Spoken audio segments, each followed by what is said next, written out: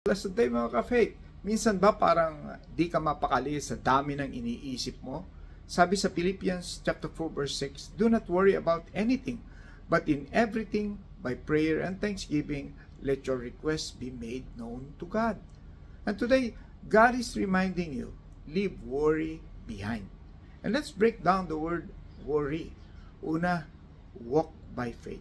Sabi sa 2 Corinthians chapter 5 verse 7, we walk by faith, not by sight. Kahit di mo pa nakikita ang sagot, magtiwala ka kasi si Lord laging may plano. And next, offer your burdens. Bitawan mo na yung mga mabibigat na problema.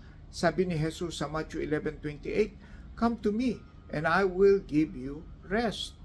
Then, remember His promises. Kung tapat siya noon, tapat pa rin siya ngayon. Hindi ka iiwan ni Lord. Hawakan niya sa bawat laban. And lastly, yield to His will.